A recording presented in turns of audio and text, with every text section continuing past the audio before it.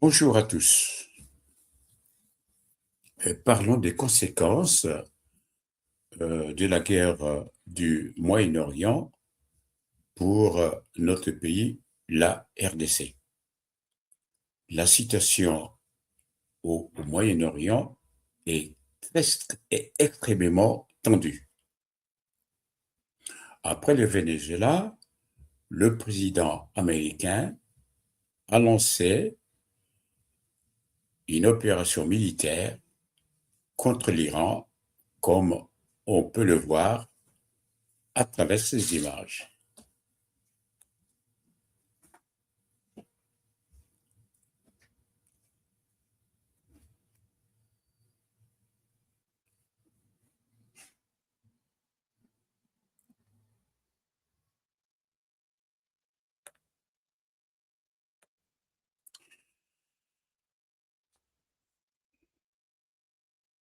Le Moyen-Orient concentre une grande partie de la production mondiale de pétrole. Si la guerre perturbe cette région, le prix de l'énergie augmente. Voici donc quelques répercussions potentielles. La hausse du prix des pétroles pourrait affecter les économies africaines, notamment celles qui importent du pétrole. La perturbation des routes maritimes et des chaînes d'approvisionnement pourrait avoir un impact négatif sur le commerce et l'économie de la RDC. Conséquences pour la RDC, augmentation du prix du carburant, hausse du coût du transport, inflation sur les produits de base, notamment le riz, le maïs, l'huile végétale.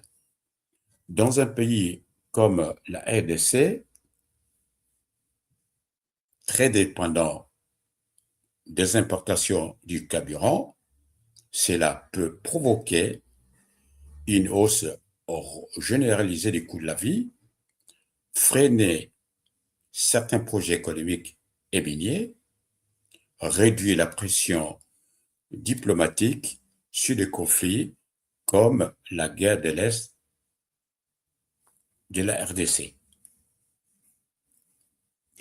Paradoxalement, certaines crises peuvent créer des opportunités, par exemple, augmentation de la demande mondiale pour les minerais stratégiques.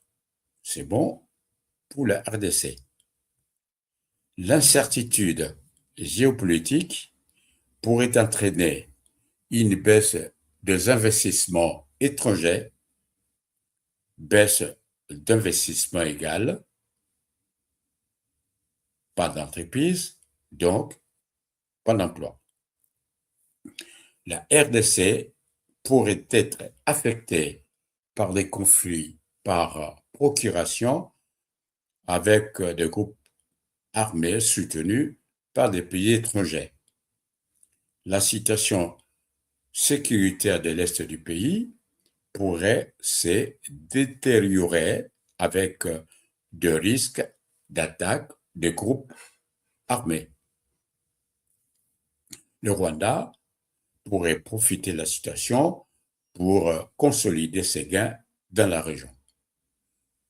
Où va le monde si chaque pays doté d'une puissance militaire attaquait son rival en toute impunité, bafouant ainsi le droit international?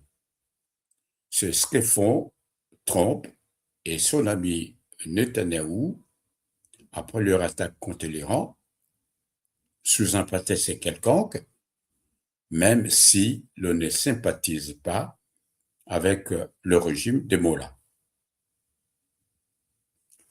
Que pensez-vous de cette analyse? Dites-le dans vos commentaires. Merci de votre fidélité à la chaîne.